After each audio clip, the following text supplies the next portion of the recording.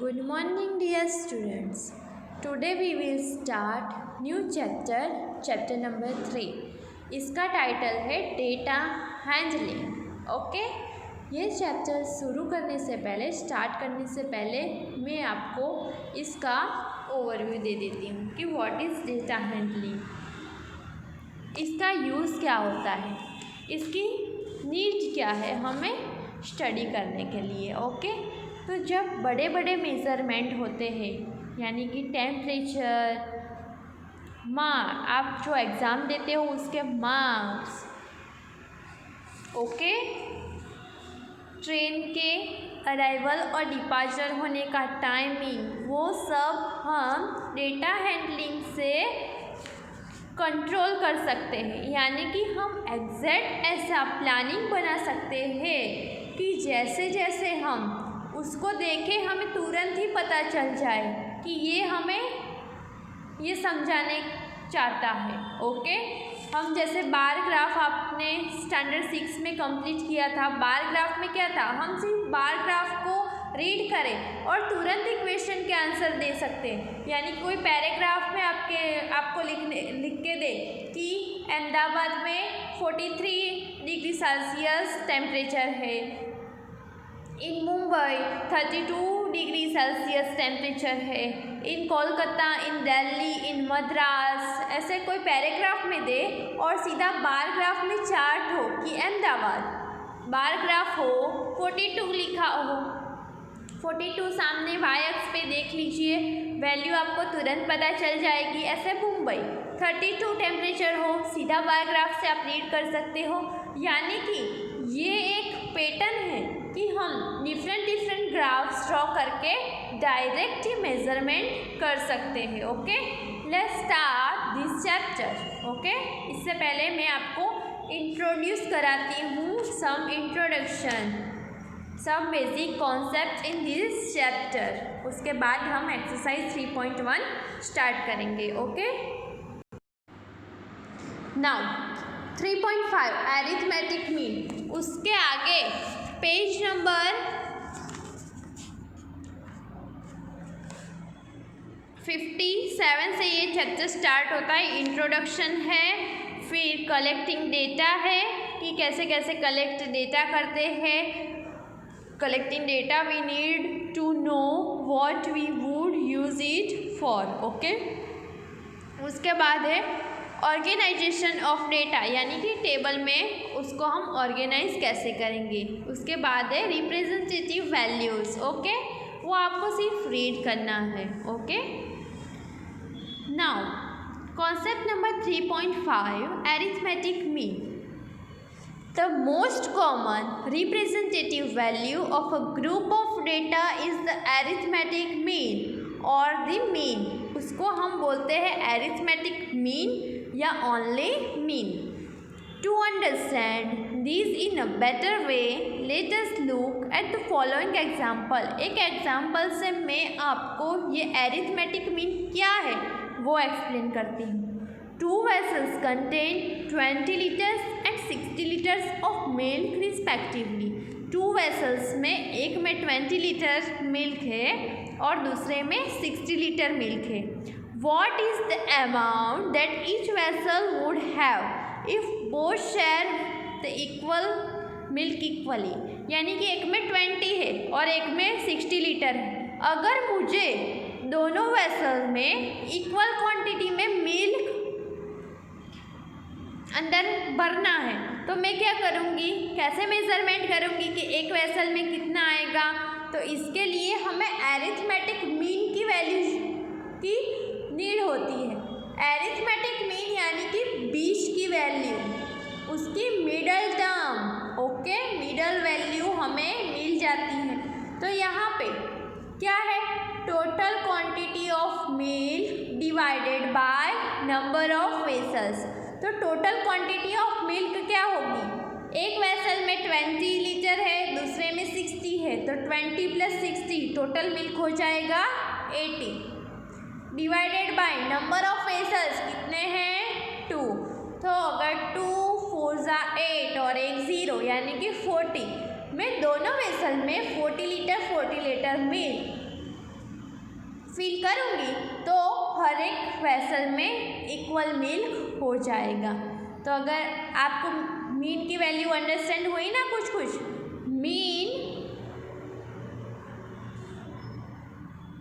Mean is equal to sum of all observation. हमने जो भी observation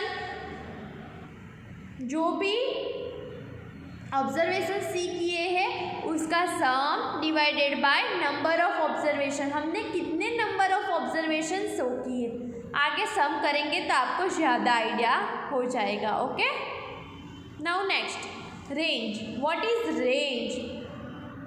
the difference between the highest and the lowest observation, यानी कि जो हमने ऑब्जर्वेशन किया है उसमें सबसे highest peak of the value and सबसे लोएस्ट वैल्यू जो है ऑब्जर्वेशन की, give us an idea of the span of the observation.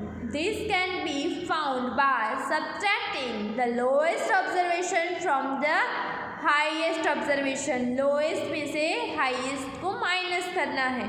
We call the result the range of the observation। Look at the following example।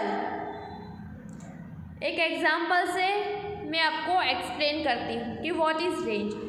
The age in years of 10 teachers of a school। School में 10 teachers है, उसकी as the है। एक teacher की as है 32,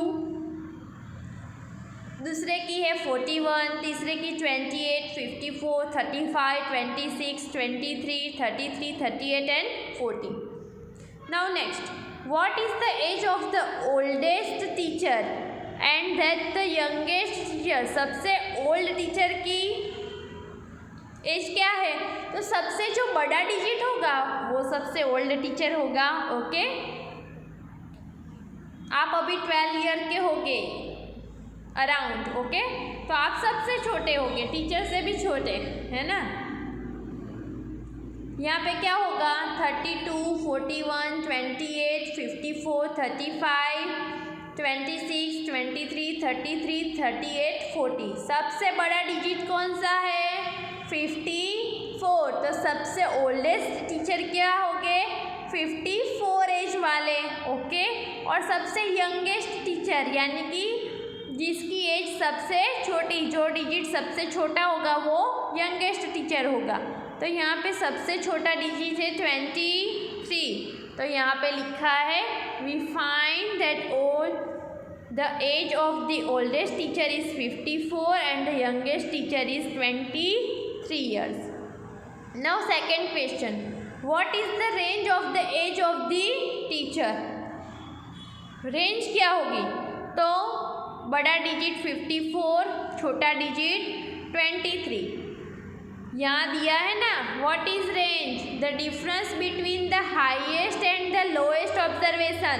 हमारा सबसे highest observation क्या था? 54। सबसे लोएस्ट ऑब्जर्वेशन क्या था? 23। 54 minus 23 is equal to answer आया 31। तो रेंज की वैल्यू क्या मिली हमें? 31। Now next, third question, what is the mean age of this teacher. Mean find करना है। तो all observation divided by number of observation. All observation 32, 41, 28, 54, वो सब हम सबका एडिशन करेंगे divided by number of observation, यानी कि नंबर ऑफ टीचर कितने थे? 10। ये सबका सम करेंगे तो 350 डिवाइडेड बाय 10, 0 0 कट हो जाएगा, 0 0 कट, आंसर आएगा 35 years। Okay, now let's start exercise number 3.1।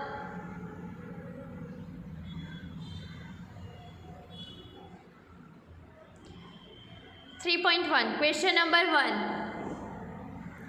Find the range of highest of any 10 students of your class. Find the range of the heights of any 10 students of your class. तो यहाँ पे length आपको measure करनी है कोई भी student की। Okay, आप स्कूल में होते तो मैं ये एक्सपेरिमेंट आपको करवाती, कोई बात नहीं। अब हम इससे एक ऑनलाइन से एक काम चला लेते हैं। Okay, let the heights of 10 students of our class B. एक की हाइट है 125 सेंटीमीटर, दूसरे की 127। ये आपको रैंडमली लिख सकते हो। ओके, सबसे हाईएस्ट टर्म है 146, सबसे लोएस्ट टर्म है 125। तो range is equal to highest value minus lowest value. ये इसकी फॉर्मूला है हाँ, रेंज फाइंड करने के लिए। Range is equal to highest value minus lowest value. Highest value हमें मिली 146, लोएस्ट वैल्यू मिली 125। तो 146 में से 125 हम सब्ट्रैक्ट कर देंगे। 6 - 5 1, 4 - 2 2, 1 - 1 0। आंसर क्या आया? 21 centimetre. Now next question number 2।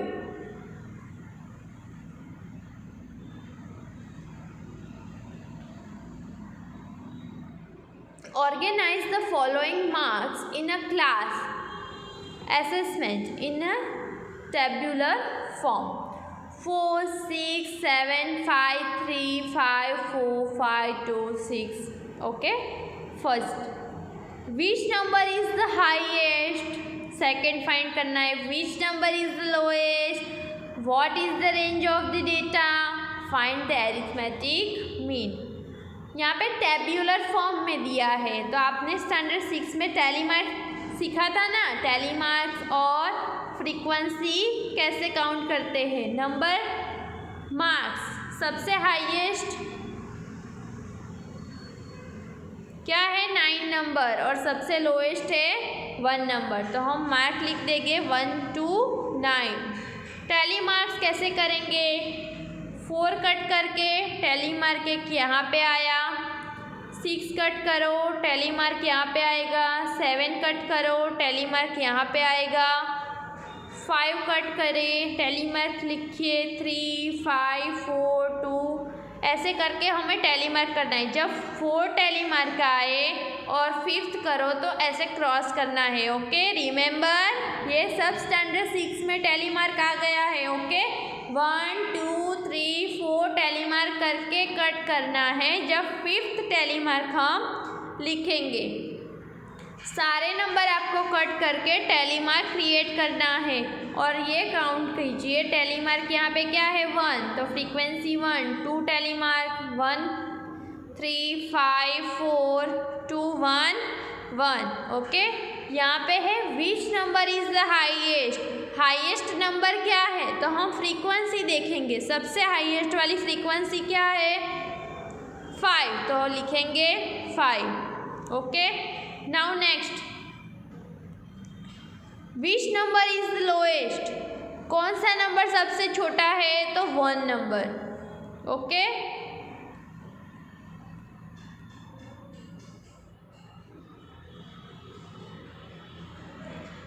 Third question, what is the range of data. Range of data 9 - 1, सबसे बड़ा डिजिट क्या है 9, सबसे छोटा डिजिट 1। 9 - 1 8। यहाँ पे फ्रीक्वेंसी नहीं लेनी है, फ्रीक्वेंसी नहीं लेनी है। जो आपको डेटा दिया गया है उसमें ही सबसे बड़े डिजिट और सबसे छोटी डिजिट लेनी है। अगर फ्रीक्वेंसी में से लोगे तो 5 - 1 आंसर गलत हो जाएगा। अगेन आई रिपीट, आपको रेंज फाइंड करने के लिए जो भी ऑब्जर्वेशन दिए हैं उसमें ही सबसे हाईएस्ट टर्म और सबसे लोएस्ट टर्म फाइंड करनी है। Now third question, what is the range हो गया।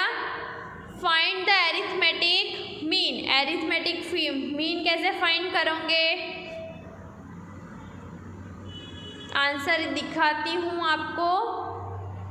सम of all observation divided by total number of observation. जो भी ऑब्जर्वेशन दिए यानी कि 4 6 7 ये सब ऑब्जर्वेशन है ना।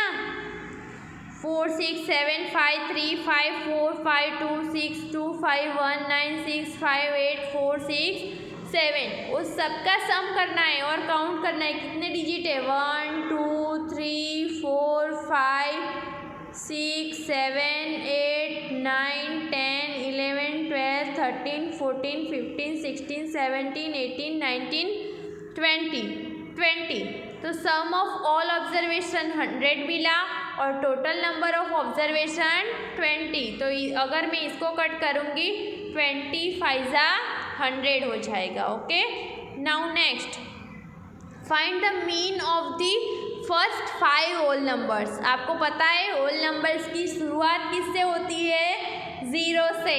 अगर यहाँ पूछा हुआ नेचुरल नंबर की शुरुआत होती है 1 से। ओके, ये आपको रिमाइंड करा देती हूँ, ये सब आप प्रीवियस स्टैंडर्ड में पढ़ चुकी हो। Whole number first 5 whole number का मीन फाइंड करना है, यानी कि फर्स्ट 5 होल नंबर मुझे लिखने होंगे। कैसे लिखूँगी, फर्स्ट 0 आफ्टर 1 2 3 4 1 2 3 4 5 हो गए 5 होल नंबर, यानी कि ये 1 2 3 4 5 होल नंबर हो गए। Mean is equal to sum of all observation divided by total number of the observation. 0 + 1 + 2 + 3 + 4 + 3 7 8 9 10 divided by total number of observation 5 2 जा 10। तो मीन क्या मिला हमें 2। Okay, next question number 4। A cricketer score the following run in 8 innings. 8 innings में cricketer ने कितने run बनाए उसका हमें मीन फाइंड करना है। तो यहाँ पे 58 76 ये सब स्कोर है ना, 58 76 40 35 46 45 0 एंड 100। तो mean score is equal to total run score in all the innings, यानी कि आप ऐसा भी लिख सकते हो sum of all the observation divided by total number of the observation. हर एक में आप यही फॉर्मूला लिख सकते हो कि sum of all the observation divided by total number of the observation. इसका हमें सम करना होगा 58 + 76 + 40 + 35 + 46 + 45 + 0 + 100। सम करेंगे हमें आंसर मिलेगा 400। टोटल इनिंग्स कितनी है 8 इनिंग्स ऑलरेडी गिवन है, अगर आप काउंट करना चाहो तो कर सकते हो 1 2 3 4 5 6 7 8। तो divided by 8 400 divided by 8 answer आएगा 50। तो mean score is 50। Okay, now next question number 5। ये क्वेश्चन नंबर 5 यहाँ से स्टार्ट किया है इन लोगों ने। Following the table Shaun the points of each player scored in 4 games. Okay, ये लाइन ऊपर आएंगी, कट हो गई है इसलिए प्रॉब्लम है सम। प्लेयर ABC यहाँ पे दिया है player ABC game 1 game 2 game 3 end game 4। हर एक में स्कोर कितना किया है वो दिया है। फर्स्ट फाइंड करना है find the mean to determine is average number of points score per game। A, चलो A average number points 14 16 10 और अगेन 10। आप देख सकते हो यहाँ पे प्लेयर ए ने कितनी गेम चारों गेम खेली है 14 16 10 और 10। तो एज एवरेज मीन सब एक ही के लिए यूज़ होता है words. Okay, 14 + 16 + 10 + 10 number of sum of observation divided by total number of observation. इसका सम करेंगे आंसर आएगा 50। डिवाइडेड बाय 4, आंसर मिला 12.5। तो एवरेज वैल्यू क्या आई प्लेयर ए की 12.5। सेकेंड फाइंड करना है to find the mean number of points per game for C, would you divide the total points by 3 और बाय 4? वाई? सी के लिए यानी कि ये 8, 11 गेम 3 में डिड नॉट प्ले और गेम 4 में 13। ओके, तो हम इसको 4 से डिवाइड करेंगे या 3 से, क्योंकि उन्होंने गेम 3 तो खेला ही नहीं है। तो हम इसको यहाँ पे लिखा है to find the mean number of points per game for C, we will divide the total points by 3 because C played 3 games। Okay, उन्होंने गेम 3 वाली गेम खेली नहीं है। तो मीन क्या आएगा 8 + 11 + 13, 8 + 1 9 + 3 12, 2 कैरी फॉरवर्ड 1 2, 22 डिवाइडेड बाय 3। जो भी आंसर आए वो हमें लिखना है। Okay, now let's start question number 3। Be played in all the 4 games, how would you find the mean? तो बी का मीन फाइंड करो। गेम 1 में उसका स्कोर 0 है, उसने डिड नॉट प्ले यानी कि खेला है मगर स्कोर 0 हुआ है। तो 0 + 8 + 6 + 4, 6 + 4 10 + 8 18 डिवाइडेड बाय 4, आंसर आ गया 4.5। ओके, करके दिखाती हूँ। 18 divided by 4, 4 4 16 17 18 2.045 4.45 20 0 0। Okay, now let's question number 4। Who is the best performer? तो the best performer will have the greatest average among all. Now we can observe that the average of A is 12.5। सबसे highest mean average क्या मिला 12.5। तो then that of B and C, therefore A is the best performer among these 3। यानी कि A, B और C में से जिसका मीन बढ़ा यानी कि एवरेज बढ़ी मीन बनी वो सबसे बेस्ट परफॉर्मर होगा। ओके, नेक्स्ट वीडियो में हम आगे कंटिन्यू एक्सरसाइज करेंगे। Okay, bye bye, take care.